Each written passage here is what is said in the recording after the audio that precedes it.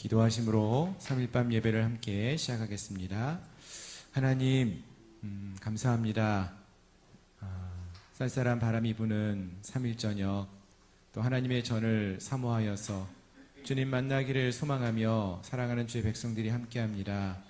이 시간 우리가 마음을 담아 드리는 찬양과 우리의 중심을 다하여 주님께 부르짖는 우리의 간구를 들어주시고 우리의 예배 가운데 성령으로 함께하여 주시옵소서.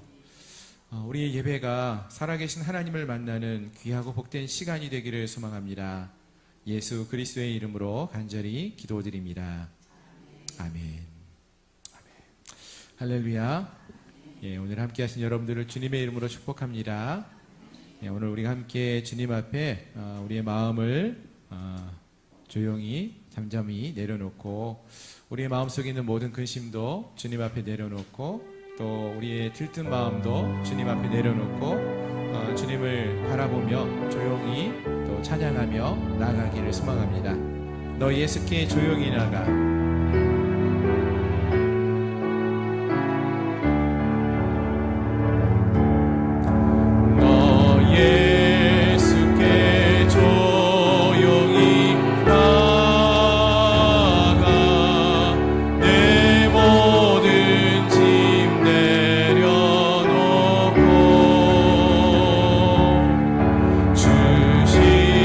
십자가 사랑을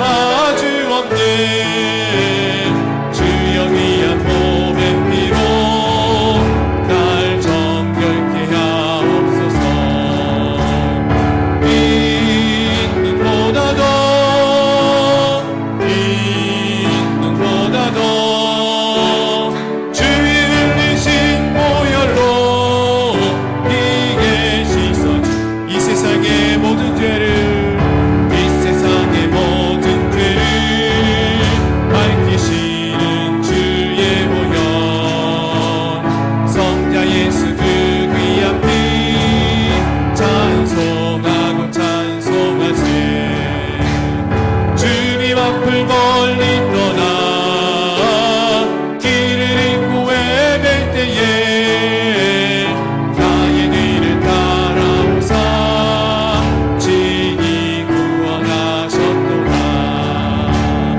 있는보다도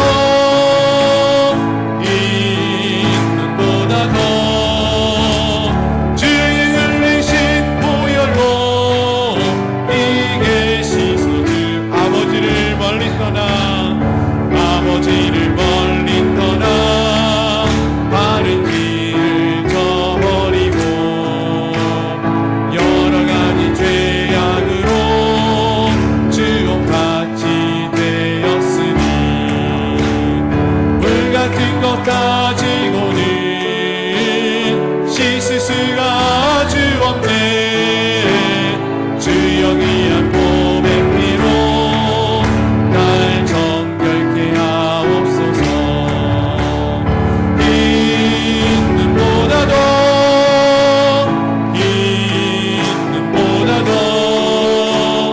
주의 흘리신 보혈로 이게 씻어 주옵소서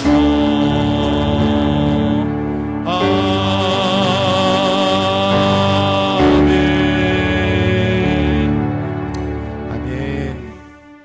우리 시간 함께 주님 앞에 조용히 또 우리의 마음을 쏟아내며 고백하며 나가기 원합니다. 주님, 우리의 죄를 주님 앞에 고백하며 나갑니다. 우리의 마음속에 무거운 짐진 것도 주 앞에 고백하며 나갑니다. 우리를 주의 보혈의 피로 덮어주시고 깨끗게 해달라고 이 시간 우리가 정결한 마음으로 주님을 만나기를 소망하며 회개하는 마음으로 주 앞에 나가기 원합니다. 함께 통성으로 회개하며 나가겠습니다. 거룩하신 하나님, 이 시간 우리가 주님 앞에 나아갑니다. 우리 안에 있는 모든 짐진 것들, 무거운 짐진 것들, 두려운 마음들, 걱정과 근심의 마음들, 아버지 하나님 이 세상 그 가운데서 지었던 더럽고 추한 모든 죄의 문제들 하나님 앞에 고백하며 회개하며 나갈 때에 주님, 이 시간 주의 보혈의 피로 우리를 덮어주시옵소서. 주의 보혈의 피가 우리 가운데 임하기를 소망합니다. 오늘 이 예배의 자리에 함께한 이 모든 심령들 가운데 주님의 보혈의 피가, 은혜의 피가, 우리를 구원하는 구원의 피가, 아버지 생명의 피가 우리 가운데 부어져서 우리의 심령들이 정결케 되어지고 우리의 마음들이 가볍게 되어지게 하시고 우리가 온전히 새롭게 되어지는 귀한 은혜를 경험할 수 있도록 주여 도와주시옵소서. 하나님, 우리의 마음이 오직 주님만을 향하기 원합니다. 세상의 여러 가지 즐거움들과 세상의 여러 가지 걱정과 근심에 우리의 마음을 빼앗기지 아니하고 오직 주님만을 바라보게 하여 주시옵시고 주님 안에 우리의 마음을 쏟아내게 하여 주시옵시고 주님 정결케 하시는 주님의 은혜와 사랑으로 우리가 온전히 새로워지는 귀한 역사를 경험하게 하여 주시옵소서. 오늘 이 자리에 우리가 주님 앞에 설 수 있었던 것이 모든 것이 하나님의 은혜임을 시작 고백합니다. 주의 보혈의 피 공로를 통하여서 우리가 오늘 이 자리에 나온 줄 믿습니다. 하나님, 이 시간을 통하여 주님을 만나고 돌아가는 은혜가 있게 하여 주시옵시고 우리의 마음이 깨끗게 되어지고 정결케 되어지고 살아계신 하나님을 만나는 은혜를 누리고 아버지 영적인 충만함을 누릴 수 있는 귀하고 복된 시간 되게 하여 주시옵소서. 이 예배를 주님이 주장하여 주시옵소서. 이 예배를 통하여 주님이 홀로 영광 받아 주시옵소서. 아버지 시간이 우리 가슴에 다시 한번 주님을 향한 뜨거운 열망함이 생겨나게 하여 주시옵시고 늘 모든 상황 속에서 역사하시는 주님만을 바라보며 주님만을 의지하며 주님을 아버지 경험할 수 있는 귀하고 복된 예배의 시간이 되게 하여 주시옵소서. 주께서 은혜와 능력으로 역사하여 주시고 우리와 함께하여 주시기를 바라옵고 원하오며 이 모든 말씀 우리 주 예수 그리스도의 이름으로 감사하며 간절히 기도드리옵나이다.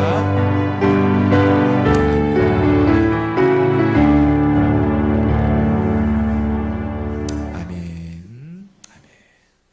우리 찬양 한 장 더 하시겠습니다. 우리가 누려왔던 모든 것들이 당연한 것이 아니라 하나님의 은혜였음을 이 시간 함께 찬양을 통해서 고백하며 나가기 원합니다.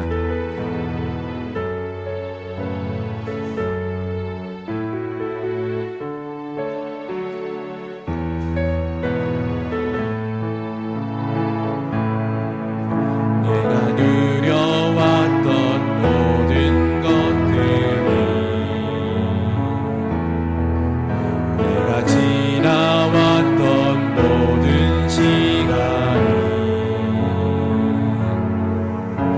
내가 걸어왔던 모든 순간이 강렬한 것 아니라 은혜였어. 아침 해가 뜨고 저녁에 노을 봄의 꽃향기와 가을의 열매 변하는 계절의 모든 순간이 당연한 것 아니라 은혜였어. 모든 것이 은혜,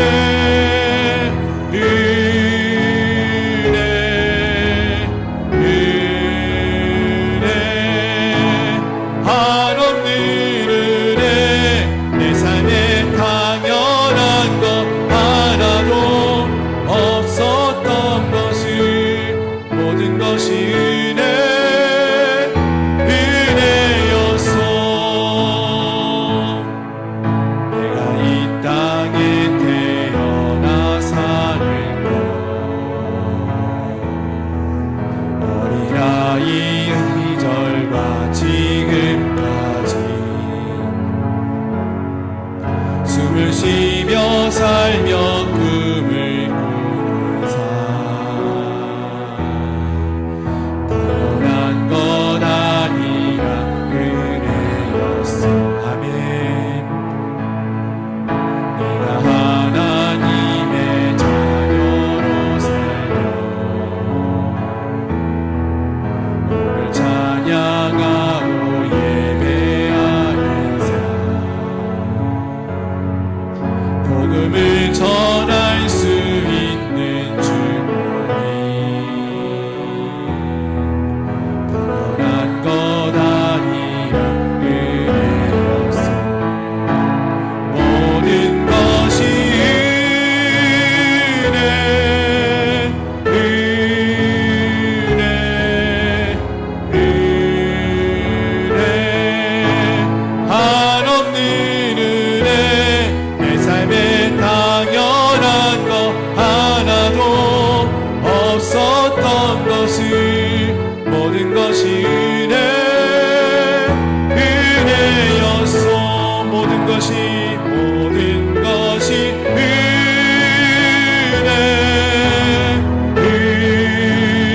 은혜, 은혜, 한없는 은혜. 내 삶에 당연한 것 하나도 없었던 것을 모든 것이 은혜였어. 모든 것이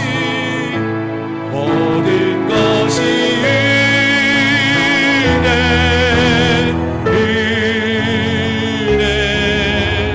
은혜, 은혜, 한없는 은혜. 내 삶에 당연한 것 하나도 없었던 것을 모든 것이 은혜였어.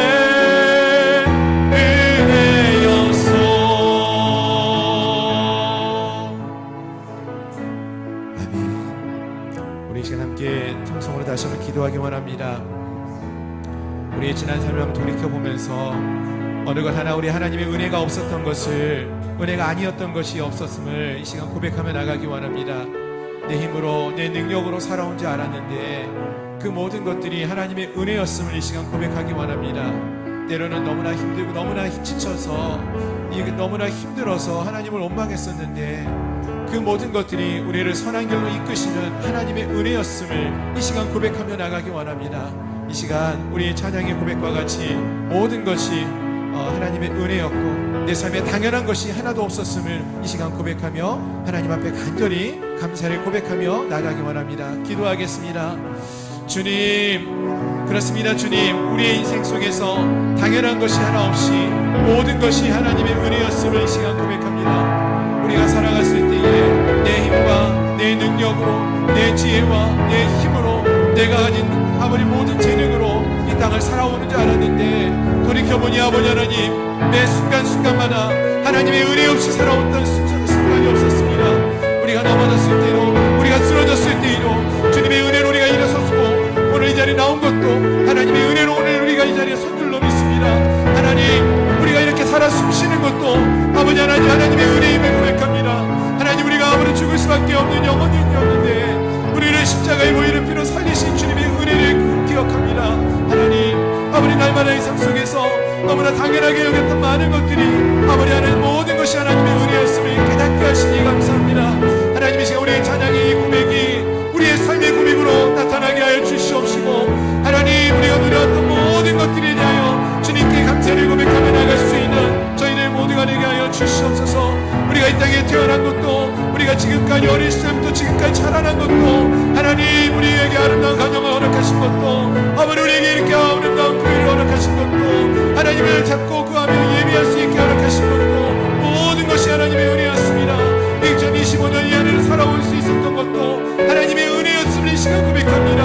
하나님, 우리의 간구를 들어주시옵시고, 아버지 우리의 간구에 아버지 감사의 고백을 받아 주시옵소서. 오늘 이 시간이 거룩한 하나님께 앞에 우리의 마음을, 우리의 중심을 드리며 나가는 귀하고 복된 귀한 자리가 될 수 있도록 주님 축복하여 주시옵소서.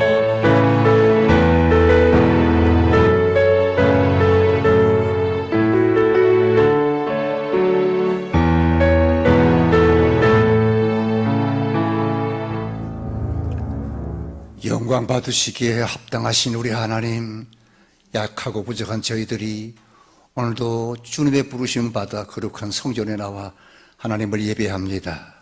이 땅에 살아가는 못나고 부족한 저희들을 그래도 사랑하시고 하나님 자녀 삼아주신 것 감사합니다. 이 모든 것이 하나님의 은혜라고 하셨사오니 한없는 은혜를 오늘 이 밤에도 부어 주시옵소서. 죄 많은 우리를 구원하기 위하여 골고다 언덕 고난의 길을 걸어가셨던 주님, 저희 때문에 육신의 아버지 하나님이시여 십자가를 지시면서 우리를 사랑하신 그 사랑에 감사하여 오늘 이 시간 주 앞에 나와 마음껏 찬송과 영광과 존귀를 돌립니다. 오늘도 하나님 이 예배 시종을 주님께서 맡아 주관하여 주옵소서. 감사드리옵고 예수님의 이름으로 기도하옵나이다. 아멘. 아멘. 하나님 말씀 사도행전 20장 17절부터 27절까지 신약 223페이지 되겠습니다.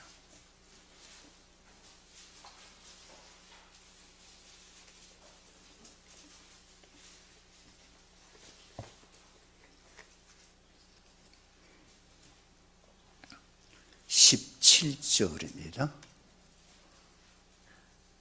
예, 찾았습니다. 223페이지, 222페이지, 3페이지가 있습니다. 예, 찾으신 줄 알고 우리 같이 27절까지 같이 읽겠습니다.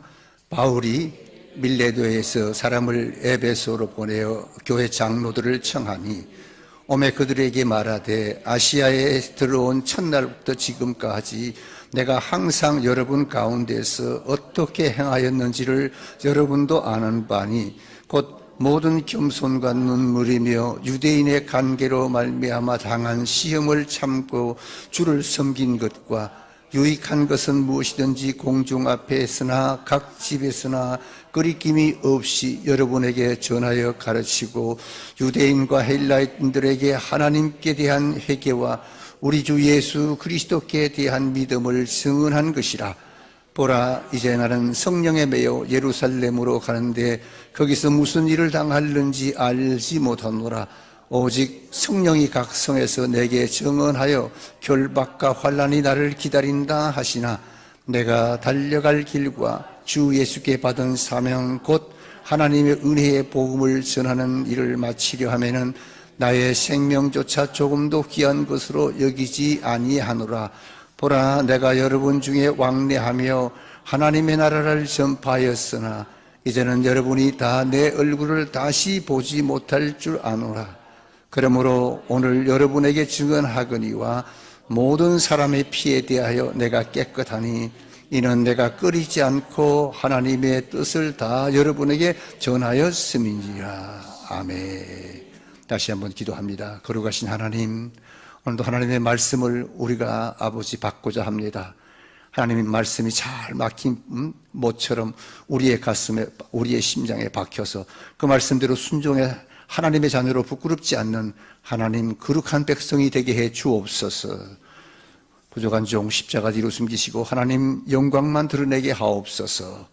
감사드리옵고 예수님의 이름으로 기도하옵나이다. 아멘.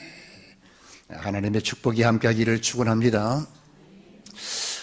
날씨가 조금 이제 쌀쌀해지는 것 같아서 행동하기가 좋은 것 같습니다. 그러니까 행동하기가 서늘하니까 좋은 것 같은데 교회를 덜 나오는 것 같아요. 바깥으로 행동을 하는 건지 이게 많이 여기 비운 것 같아요. 할렐루야. 이 자리가 꽉꽉 차는 그런 축복이 있기를 축원하고 그런 꿈을, 그런 이상과 환상을 보면서 여러분 기도 많이 해서 우리 자리, 이 자리가 차고 넘치는 그런 역사가 여러분의 기도를 통해서 이루어지기를 축원합니다. 자, 계속해서 사도행전 오늘은 20장에서 바울이 선교 사역 가운데서 가장 오래 머물렀던 그 장소 에베소 교회에서 그의 사건을 우리가 잠깐 묵상해 보려고 합니다. 바울이요, 이 에베소 교회에서는 한 3년 동안 사역을 했습니다. 바울이 3년 동안 했다면 상당히 오랫동안 한 곳입니다. 그리고 오늘 본문에서 가장 중요한 말씀은 바로 19절 말씀입니다. 19절에 보니까 사도 바울이 그 많은 역경과 고난 속에서 쉽게 말해서 목회를 하면서 그가 고백한 고백의 말씀이 19절 말씀입니다. 보니까 곧 모든 겸손과 눈누리며 유대인의 관계로 말미암아 당한 시험을 참고 주를 섬긴 것과 유익한 것은 무엇이든지 공중 앞에서나 각 집에서나 끄리낌이 없이 여러분에게 전하여 가르치고 유대인과 헬라인들에게 하나님께 대한 회개와 우리 주 예수 그리스도께 대한 믿음을 증언한 것이라. 이렇게 말했는데 이 본문 이 한 절 말씀 속에 아주 중요한 단어가 3개가 나옵니다. 뭔가 하니까 3가지 단어가 뭐죠? 제일 처음에는 겸손과 했습니다. 겸손 다음에 뭐죠? 눈물이 따라 나옵니다. 그리고 그 다음에 또 뭡니까? 시험을 참고 그랬습니다. 인내지요, 인내. 오늘 사도 바울이 우리에게 전하고자 하시는 말씀도 바로 이 말씀입니다. 겸손하고 눈물이 있어야 되고 그리고 어려움을, 인내를, 시험을 참는 그런 성도가 되기를 원해서 오늘 이 본문 말씀을 우리에게 준 줄로 믿습니다. 이 단어들은 다른 말로 하면은 하나님의 일을 하는데 사역의 자세를 말해줍니다. 우리가 어떻게 주를 섬기고 우리가 어떻게 교회를 섬기고 우리가 어떻게 세상에 나가서 어떻게 그리스도인으로서 살아가야 할 것인가 하는 것이 오늘 이 3가지 단어 속에 사도 바울은 함축해서 우리에게 들려주고 있습니다. 제일 첫째, 우리 그리스도인의 자세가 무슨 자세예요? 겸손의 자세입니다. 우리가 신앙생활을 하거나 주일을 할 때 가장 중요한 자세가 바로 이 겸손한 자세입니다. 그런데 본문에 보면은 그냥 겸손이라고 말하지 않고 뭐라고 했어요? 모든 겸손. 모든 겸손이라고 했습니다. 여러분, 모든 겸손이라고, 모두라는 말은 뭡니까? 헤아릴 수 있다는 거 아닙니까? 근데 겸손이 어떻게 헤아립니까? 겸손은. 이 모든 겸손이라는 말은 온전한 겸손이라는 뜻입니다. 다시 말하면 사도 바울은 지속적으로 일관성 있게 겸손했다 안 했다 그게 아니고 일관성 있게 겸손을 추구하면서 복음을 전하고 주의 일을 했다는 그 말씀입니다. 그러니까 어떤 사람이 아무리 효율적인 사역을 했다 해도 만약 그 사람에게서 겸손이라고 하는, 겸손히 섬기는 자세가 없다면 그 사람은 그 사역, 사람들의 그 사역을 받아들이지 않는다는 것입니다. 그래서 우리가 여러분 전도할 때 꼭 알아야 할 것이 뭐 있습니다. 우리가 나가서 전도하지 않습니까? 모르는 사람이나 아는 사람, 그때 논쟁을 해서는 안 됩니다. 그래서 논쟁은 지고 전도에는 승리하라, 이렇게 말합니다. 어디 가서든지 여러분 논쟁에는 지세요. 그리고 전도에는 승리합니다. 만약 우리가 겸손하지 않고 내가 아는 하나님의 지식, 말씀의 지식을 가지고 그 사람을 달변으로 그 사람을 감동시키려고 해도 안 됩니다. 상대방이 뭔가 끄떡끄떡해요. 그리고 당신 말이 맞지만은 내가 당신이 그렇게 말한다고 내가 믿나 봐라, 이거예요. 아무리 달변을 해도 겸손이 없으면 여러분 그 사람이 받아들이지 않는다는 겁니다. 그러면 여러분 우리는 어떻게 해야 겸손할 수가 있을까요? 바울에게 겸손은 구체적으로 어떻게 하는 것인가 우리에게 보여주고 있습니다. 바울이 구체적으로 가리키는 겸손은 종이 되지 않고는 겸손히 섬기는 사역을 할 수 없다고 지금 말하고 있습니다. 섬긴다. 여러분, 왜 섬긴다는 말은요, 영어로는 serve라고 합니다. 근데 이건요, 이 serve라는 말은 이 종, 우리 종이를 servant라고 하지 않습니까? 영어로 그렇게 말합니다. 근데 그게 어근이 똑같단 말입니다. 섬기는 것이 종이다, 그 소리입니다. 그러니까 종이 되지 않고는 섬길 수가 없다는 것을 사도 바울은 말하고 있습니다. 그러므로 이 종의 자리야말로, 종의 자리야말로 바로 겸손의 자리라고 성경은 말하고 있습니다. 사랑하는 성도 여러분, 잘났다고 할 필요 없이 우리는 종의 자세를, 겸손한 자리에서 종의 자세를 취하면서 복음을 전하면 많은 사람들이 감동을 받을 것을 믿으시기 바랍니다. 그런데 사도 바울은 이 종이라고 하는 개념을 여러분 두 가지로 사용했습니다. 사실은 진짜 종, 지금 로마에서 가장 비참한 대우를 받는, 학대받는 삶을 사는 노예들, 그것도 종입니다.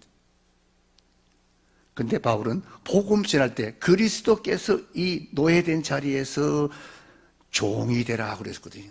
그러니까 그리스도에게는 내가 종이다, 이거. 사도 바울은 아주 굉장한 사람 아닙니까? 학문도 가문도. 근데 그는 자처해서 종이라고 그랬는데 바로 뭡니까? 이 종된 자리라는 말은 바로 그리스도의 종이다. 여러분, 종이라고 하는 것은 자기 마음대로 행하는 사람이 아니지 않습니까? 철저하게 주인을 위해서 살아야 하는 사람이 종입니다. 그러므로 주님을 섬긴다고 하는 이 의식이 없이는 여러분 종이 될 수가 없는 일입니다. 바울은 유독히 자기 자신을 종으로 고백한 그것이 누구에게? 예수 그리스도에 한해서 자기가 그리스도의 종이라고 자처하고 철저하게 종으로서 살았다는 것입니다. 그래서 사도 바울은 뭐라고 그랬습니까? 나의 주님이 되신 그리스도, 이 말을 많이 사용했습니다. 그렇습니다, 여러분. 그리스도가 참으로 주인이라면 나는 그분의 종일 수밖에 없습니다. 바로 그 고백입니다. 그런데 오늘 우리가 이 시대에는 자기 중심의 시대라고 부르는 시대가 되고 말았습니다. 다시 말하면 철저하게 이기주의적인 시대 속에서 사실 우리가 지금 살고 있지 않습니까? 여기서는 자기가 강조되면 강조될수록 그 사람은 종과는 멀어지는 삶을 살 수밖에 없는 시대가 오늘 이 시대입니다. 그런데 이 시대 속에서도 우리 믿는 사람들, 예수님의 주인이 되심을 철저하게 각성할수록 우리는 종의 자리에 설 수 있다는 것입니다. 아멘. 세상과는 상관없이 철저하게 내가 반면에 예수님이 주인이 되심을 철저하게 각성할수록 우리는 종의 자리에 설 수 있다고 말하는데, 고린도전서 4장 6절 7절에 보니까 바울이 고린도 교인에게 뭐라고 말했냐면 이렇게 말했습니다. 기록하기를, 기록한 말씀을 여기 보니까 기록한 말씀을 넘어가서 살지 말고 말씀에 의해서 살며 교만하지 말라. 내게 있는 것 중에 받지 않은 것이 무엇이 있느냐, 그렇게 물었습니다. 종의 자세가 바로 이런 자세라고 하면서 바울이 이렇게 말했습니다. 이 말이 무슨 말이냐? 우리가 왜 교만해지는가? 그것은 내가 다른 사람보다 더 자랑할 것 무엇이 내게 있다고 생각하는 그것 때부터, 그것이 바로 우리를 잘 교만하게 만든다고 하는 것입니다. 근데 사실 우리가 따지고 보면 여러분, 내가 많이 가졌다, 내가 높은 자리에 있다, 내가 잘 산다, 이 모든 것, 내가 가진 것 중에 주님으로부터 받지 아니한 것이 과연 무엇일까요? 없습니다. 내가 소유한 재물조차도 그것을 얻을 수 있도록 주님께서 내게 건강과 시간과 자원을 주셨기 때문에 가능한 것입니다. 아멘.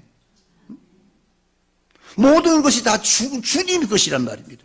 그런데 우리는 우리 자신이 뭘 해가지고 열심히 해서 그 가진 것, 내가 많이 부유해졌다, 가졌다, 높아졌다 착각을 한단 말입니다. 그것이 바로 뭔가 우리를 교만하게 만든다는 것입니다.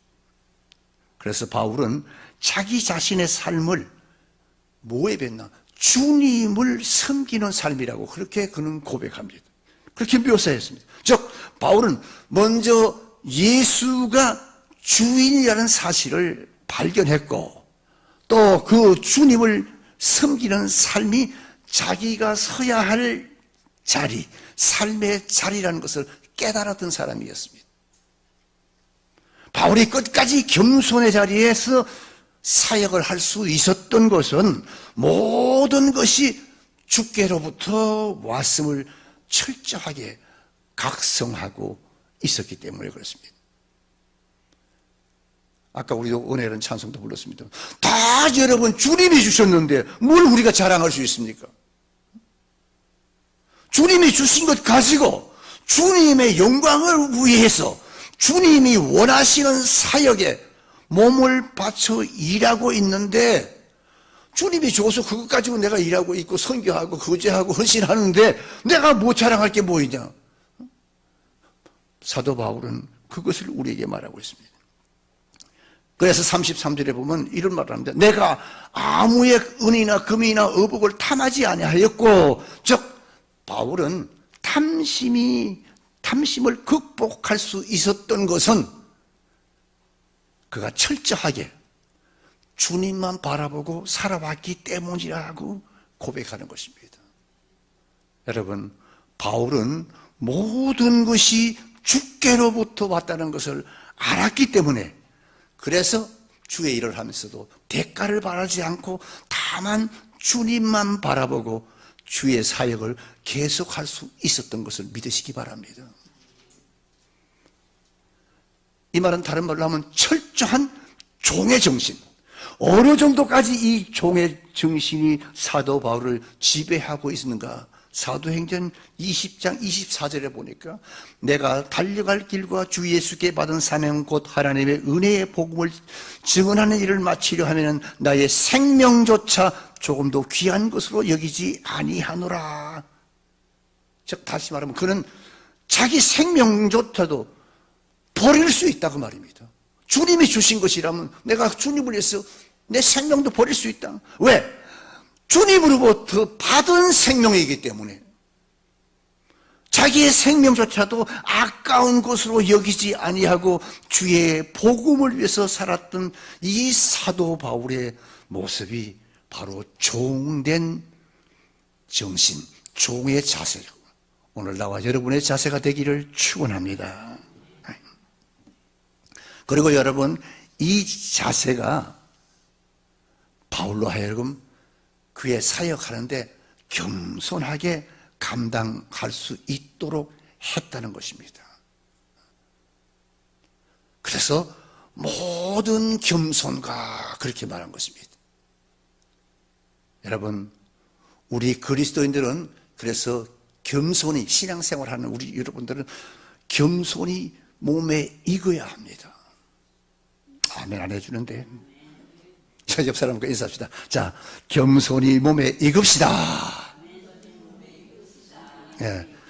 겸손히 몸에 익으면 여러분, 아무 소리 안 해도 옆 사람 보게 되면요, 야, 저 사람 참 굉장히 겸손하다. 왜냐하면 풍기는 거지, 그러니까. 겸손히 주를 섬기기를 주의 이름으로 축원합니다. 두 번째는 뭡니까? 겸손과 더불어 뭐죠? 눈물이 나오죠. 눈물의 자세가 필요하다. 목회를 하는 것도 그렇고 교회를 섬기는 것도 그렇고 전도하는 것도 그렇고 모든 것들이 모든 우리 성도들의 신앙생활은 눈물의 자세가 필요하다는 겁니다. 본문에서 바울이 눈물이라는 단어를 아주 자주 사용하는데 20장 31절에도 보니까 그러므로 여러분이 일깨워 내가 3년이나 밤낮 쉬지 않고 눈물로 각 사람을 훈계하던 것을 기억하라. 즉 내가 3년 동안 눈물로 그대들을 가르쳤던 것, 그걸 이야기하는 겁니다. 눈물로 가르치고 눈물로 복음을 전거하고 눈물로 헌신했던 것, 그걸 기억하라고 말입니다. 내가 했던 것처럼 그렇게 하라고 써지죠. 37절에 보면요, 바울과 에베소 교회 성도들, 에베소 교회 지도자들이 헤어지는 장면이 나옵니다. 보니까 보세요. 37절에 다 크게 울며 바울의 목을 안고 입을 맞추고 다시 그 얼굴을 보지 못하리라 한 말로 말미암아 더욱 근심하고 배까지 그를 전송하니라. 우리는 37절, 38절에서요, 우리는 그리스도 안에서 하나된 관계가, 우리 이 성도들이 하나된 성도, 주의 종과 성도들끼리의 하나된 관계가 얼마나 끈끈하고 얼마나 강한 것인가를 우리가 여기서 확인하게 되는 것입니다. 여러분, 복음서에 보면은 예수님께서 눈물 흘리는 장면이 종종 있었죠. 기억납니까? 예수님이 눈물 흘릴 때 있어요. 예수님도 눈물을 예루살렘을 바라보면서 눈물을 흘린. 마찬가지로 예수의 제자인 사도 바울도요, 자주 눈물을 흘렸습니다. 그렇다면 바울은 무엇 때문에 눈물을 흘렸을까 그 말입니다. 첫 번째 보니까 첫 번째 눈물은 어디 있냐? 빌립보서 3장 18절에서 눈물을 흘리는 장면이 나옵니다.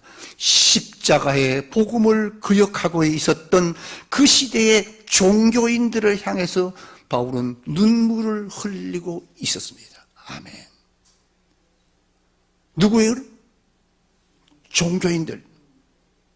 대단하지 않습니까?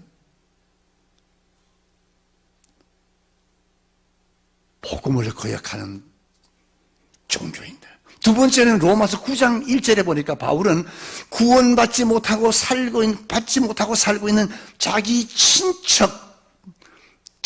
친척들을 향하여 고통하면서 울었다고 그렇게 말합니다.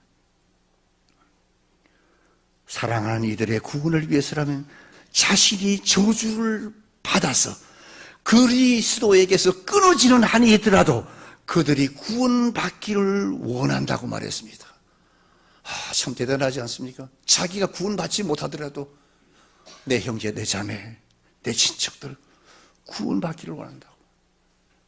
마음이 찡하지 않습니까, 여러분? 내 형제, 내 식구, 내 남편, 내 아내, 내 자녀, 내 이웃.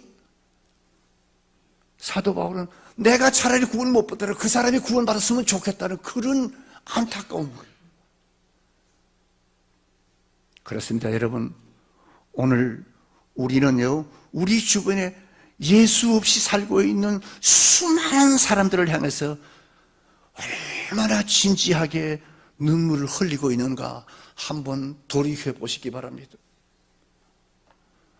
눈물이 메말라 있지는 않습니까? 눈물이 많아야 됩니다. 눈물은 영성의 척도라고 말합니다. 눈물 없이는 잃어버린 영혼을 향한 아픔이 없습니다. 그런데 요즘 그리스도인들은 눈물이 메말랐어요. 눈물이 메말란 지가 오래됐습니다. 멸망을 향해서 가고도 있는 내 가족, 내 친척, 내 이웃의 모습을 바라보기만 하면서 이제는 바라보기만 하지 말고 그 내 이웃의 모습을 바라보면서 바울이 흘렸던 눈물과 동일한 눈물이 오늘 사랑하는 성도 여러분들의 눈에서도 나오기를 축원합니다.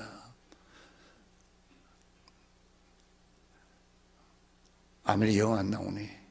눈물이 메말라서 그래. 사도 바울이 그 영혼을 향해서 흘렸던 그 동일한 눈물이 나는 오늘 여러분들의 눈에서도 흘러나오기를 기도합니다. 축원합니다. 또 세 번째 보니까 고린도후서 2장 4절에 보니까 바울이 고린도후서를 쓰면서 뭐라고 했냐면 많은 눈물로 썼다고 그랬습니다. 고린도후서를 쓰면서 눈물. 왜 바울이 눈물로 편지를 쓰고 있습니까? 왜 눈물로 편지를 썼을 거예요? 한마디로 말하면 그것은 고린도 교회 성도들의 신앙이 마땅히 자라야 되는데 생각만큼 자라지를 못했기 때문에 목회자의 심정이 안타까워서 눈물을 흘린 것입니다. 그리스도 안에서 아직도 유치한 어린아이 상태에 머물러 있던 그 고린도 교회 성도들을 생각하면서 그들은 눈물은 없고 신앙의 성숙은 없고 그래서 주님 앞에서 유치한 지경에 머물러 있었기 때문이었습니다. 그렇습니다, 여러분. 요즘 그리스도인들은 우리가 솔직하게 우리를 보아야 합니다. 신앙의 연륜은 5년, 10년, 20년 평생 믿어서 신앙생활을 계속 하는데도 연륜에 따르는 변화와 충만함과 믿음이 자라지 않는다는 것입니다. 바울은 이런 고린도 교회 성도들을 바라보면서 내가 많은 눈물로 이 편지를 쓰고 있다고 그렇게 말했습니다. 여러분, 사도 바울 목사님의 심정을 이해하겠습니까? 아멘. 사도 바울 목사님의 그 심정, 지금 눈물 흘리는 심정을 여러분 이해가 됩니까? 우리 양문교회 박철희 목사님의 심정 이해가 됩니까? 이제부터 눈물로 기도합시다. 사랑하는 내 남편, 내 아내, 내 자녀, 내 형제, 내 이웃 됩니다. 바울과 같은 그런 자세가 필요합니다. 근데 사도행전 20장에서 바울이 언급하고 있는 눈물은 여러분요, 에베소 교회 성도들의 신앙을 위협할 수 있는 악한 사상, 이단의 영향에서 그들을 지켜내기 위해서 흘린 눈물이라고 그렇게 말하고 있습니다. 31절에 보니까 그러므로 여러분 내가 3년이나 밤낮 쉬지 않고 눈물로 각 사람을 훈계하였던 것을 기억하라 그랬습니다. 이 말은 무슨 말입니까? 우리의 신앙을 탈선하게 할 수 있는 이단의 위험과 유혹에서 때문에 탈선할까 조심하라는 것입니다. 오늘 이 시대에 우리에게 주는 또 경쟁이죠. 우리 믿는 사람이라고 해서 지금 여러분 나는 잘 믿고 있다고 생각하는데 오연 중에 나도 모르게 이단의 유혹에 말려들고 있을 수 있다고 하는 것을 우리가 깨달아야 됩니다. 나는 문제없다. 자만하면 안 됩니다. 신앙 성장의 가장 중요한 요소 가운데 하나는 뭔가? 아름답고 순결한 신앙의 삶을 살고자 하는 사람과 친구가 되시기를 축원합니다. 친구가 되어야 됩니다. 신앙생활을 잘하는 사람, 그런 사람과 친구가 돼요. 자, 옆 사람하고 인사합시다. 집사님, 권사님, 내 믿음의 친구가 되십시오. 되주세요. 예. 내 믿음의 친구가 되어달라고. 그렇게 해서 또 믿음의 친구가 돼야지 서로 위로해주고 격려해줍니다. 주일 교회에 와서 우리 오래된 분들은 꼭 기억하시기 바랍니다. 예배 끝나고 나서 그냥 아이고 권사님 지사님 할렐루야 하세세세 이것만 하고 있죠. 새로운 사람들은 직접 보고 그냥 너무 관심을 많이 가지도 안 되겠지만 그래도 목례하면서 그래도 하면서 환영하고 하면서 아유 묵은 사람들끼리는요 나중에 해도 돼요. 안 해도 얼굴만 보고 끄떡 해도 되거든요. 그것이 사랑이고 그것이 교회를 부흥시키는 원동력이 되는 것입니다. 오래 믿은 사람이 그걸 해야 됩니다. 사실 간 믿은 사람은요 신앙도 약하고 넘어지기도 잘하고 쓰러지기도 잘하지 않습니까? 어린아이들이 다 그렇지 않습니까? 그럴 때 우리가 받쳐줘야 되는 것은 또 너무 받쳐주고 너무 세워주면 아이가 그게 안 되죠. 그러니까 적당한 간격에. 그래서 여러분 이제부터 우리 교회 성도님들은 그저 모여서 무의미한 농담이나 뭐 어떤 비판, 중상 그런 거 일 삼지 말고 그런 사람과 어울리지 말고 만약에 그렇게 어울리면 나도 모르게 그 사람의 영향을 받게 되는 것이기 때문에 그렇습니다. 바울은 잘못된 영향을 받아서 흔들리는 성도의 모습을 보면서 마음으로 아파하는 마음을 가졌습니다. 이게 목회자의 마음이고 오늘 이게 성도의 마음이고 믿음의 연륜이 있는 사람의 마음입니다. 그래서 사도 바울은 그 잘못된 신앙이 어린 성도들 그리고 잘못돼가는 성도들을 향해서 보니까 나는 당신들이 구원받도록 눈물로 섬겼다고 그렇게 고백합니다. 그리고 구원받은 후에 하나님의 뜻에 합당하게 믿음이 자라도록 내가 눈물을 흘려놓으라 그렇게 고백하고 있습니다. 이게 목회자의 마음이고 이것이 성도들의 마음이 돼야 됩니다. 특별히 오래 믿은 사람들은 마음이 돼야 됩니다.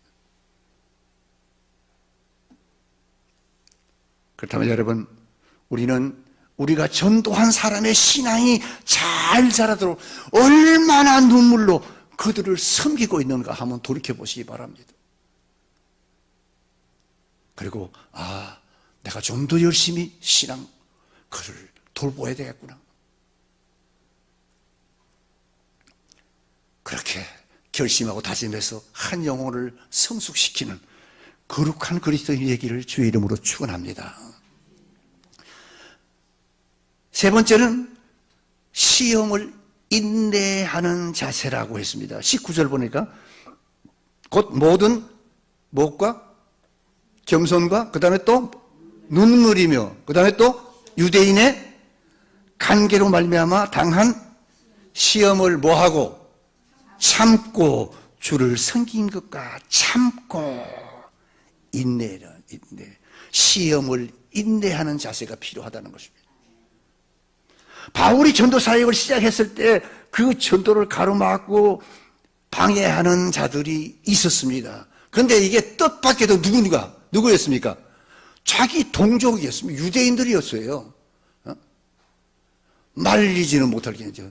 그냥 더 핍박을 했다는 것입니다.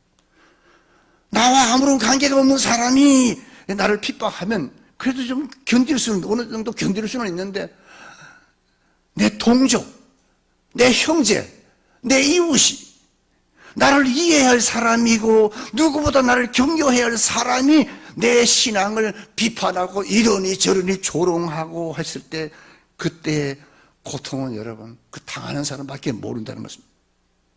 여러분 우리는요 참 입이 건질건질하죠.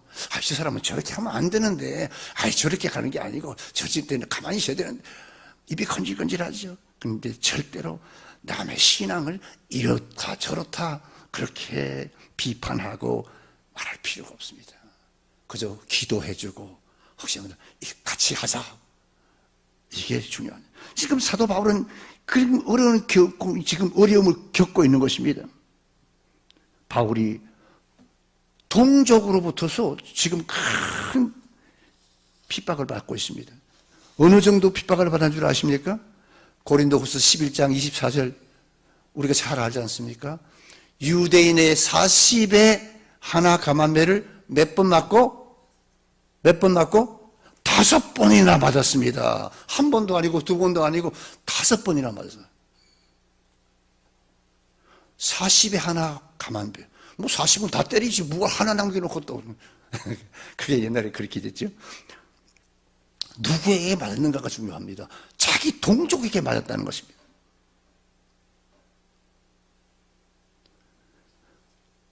또 바울은 고난은 가까운 사람들에게서 온다고 그렇게 말했습니다. 우리가 여러분 주님 앞에 정말로 헌신하기로 결심하면 여러분 마귀가요 우리 중에 가장 가까운 사람을 통해서 자꾸 신앙을 방해하고 시험을 주는 겁니다. 우리 그걸 알아야 됩니다. 근데 그럼에도 불구하고 사도 바울은 뭡니까? 이 모든 고난을 극복하면서 인내함으로 주님을 계속 섬기는 삶을 살았다 그랬는데 그 이유가 무엇인가? 그것은 그 누구도 빼앗을 수 없는 분명한 목적 의식이 바울을 사로잡고 있었기 때문에 시험을 인내하고 주를 섬길 수가 있었다고 했습니다. 아멘. 24절에 그의 고백을 들어볼까요? 내가 달려갈 길과 주 예수께 받은 사명 곧 하나님의 은혜의 복음을 증언하는 일을 마치려 하면 나의 생명조차 조금도 귀한 것으로 여기지 아니하노라. 지금 여러분 바울은 에베소 사역을 마치고 지금 어디로 갑니까? 어디로 가요? 지금 성경에 뭐라고 어디로 간다고 했어요? 예루살렘으로 간다고 하지 않았습니까? 예루살렘. 지금 왜 예루살렘으로 가는지 아시죠 여러분? 성경 많이 읽었어. 성령께서는 바울에게 예루살렘으로 가면은 네가 거기서 뭘 당할 것이다? 체포당할 것이라고 하는 것을 미리 알려주었어요. 죽을 것이라고 알려줬어요. 그러면 여러분 죽으러 가는 사람이 그럼 죽으러 가겠어요? 나라도 안 가겠어요.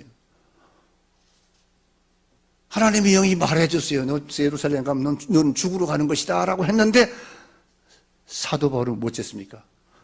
바울은 자신 앞에 고통과 죽음이 기다리고 있다는 것을 알면서 그 길을 걸어갈 때 밀려오는 그 고독, 그 고통 이해하기가 어렵죠 우리가. 22절을 보니까 보라 내가 지금 성령의 이끌림을 받아 예루살렘으로 가는데 거기서 무슨 일을 만날는지 알지 못하노라. 오직 성령이 각 성에서 내게 증언하여 결박과 환난이 나를 기다린다 하시나. 즉 무슨 말입니까? 거기 가면 결박이 있고 환난이 있고 마지막에 뭐가 있고 죽음도 있다라는 것을 지금 말하고 있습니다. 바울은 알았어요. 그러나 내 앞에 결박이 있고 환난이 있고 비록 죽음이 있을지라도 나는 나의 달려갈 길과 주 예수께 받은 사명 곧 하나님의 은혜의 복음을 전하라는 일을 완수하기 위해서는 나는 아무 두려움이 없다는 그런 고백입니다. 다른 말로 하면 죽음이 와도 고난이 와도 아무도 사도 바울의 길을 막을 수 없다 그 말입니다. 그러므로 바울의 눈물은 여러분 값싼 눈물이 아닙니다.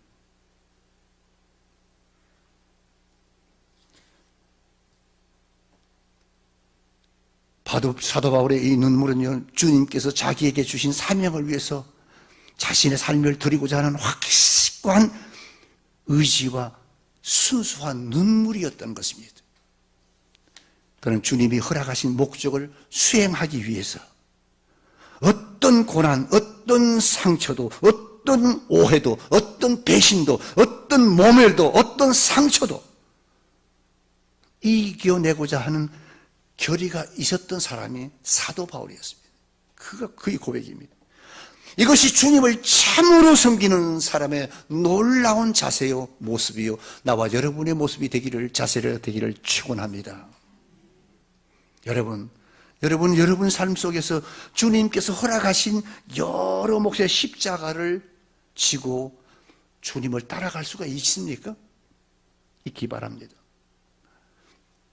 갈라디아서 마지막 부분에 바울은 이렇게 고백을 합니다. 갈라디아 6장 17절, 내가 내 몸에 예수의 흔적을 지니고 있노라 그랬습니다. 잘 알죠? 우리가 이 흔적이라는 단어는 본래 노예들에게 찍는 거죠. 문신 찍는 거 아니고 노예라는 거 탁 찍는 겁니다. 그럼 평생 사라지지 않습니다. 죽지 않으면. 노예의 신분을 상징하는 비참한 표시입니다. 그런데 바울은 그것과 똑같은 단어를 사용한다는 것입니다. 예수의 흔적을 내가 내 몸에 가졌다. 그렇게 다시 말하면 나는 예수님의 노예다. 나는 내가 사랑하는 주님을 위하여 받은 이 모든 고난을 영광스러운 상처로 받아들이고 오늘도 주를 위해서 살아가노라. 이 고백이고 이 고백이 여러분의 고백이 되기를 주 이름으로 축원합니다. 그렇습니다. 사도 바울이야말로 나는 눈물과 모든 겸손과 시험을 참고 주님을 섬겨노라고 고백했던 이런 숭고한 그리스도인. 이 고백을 나와 여러분도 똑같은 고백을 나도 눈물과 겸손과 시험을 참고 주를 섬겼다고 고백할 수 있는 그런 성도들이 다 되기를 주의 이름으로 축원합니다. 머리를 숙이십시다. 여러분, 오늘 우리는 어떻게 주님을 섬기고 있습니까? 우리 신앙의 선배들에 비해서 너무 안이하게 주님을 섬기고 있지는 않습니까? 우리가 주님 앞에서 부끄러움 없이 영원한 영광을 소유하기 원한다면 오늘의 내가 짊어질 짐, 십자가, 고난을 감내할 수가 있어야 됩니다. 주여, 내게 주어진 하루하루를 복음을 위해서 살게 하시고 내가 받을 수 있는 고난조차 훈장처럼 여기면서 주를 위해서 살아갈 수 있게 도와주시옵소서. 다 같이 한번 통성으로 기도하겠습니다. 할렐루야. 하나님 아버지, 하나님의 은혜와 사랑을 진심으로 감사합니다.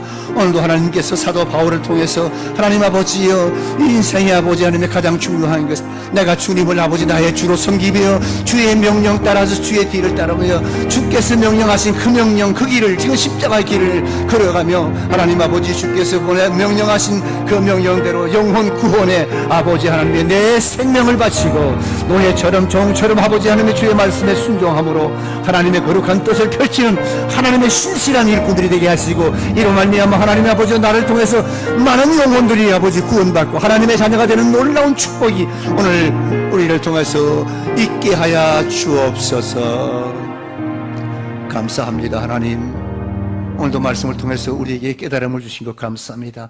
한 귀로 듣고 한 귀로 흘려버리지 아니하고 말씀을 마음에 새기고 그 말씀대로 이제부터는 한 영혼이라도 하나님 아버지요 귀하게 여기고 그 영혼을 위해서 기도하고 헌신하고 또 아버지 달려가고 방문하고 아버지 하나님이시여 이제 동행해 줄 수 있고 그리하여 아버지 한 영혼이 구원받게 하는 놀라운 아버지 하나님이시여 사역자가 되고 동역자가 되게 해 주옵소서.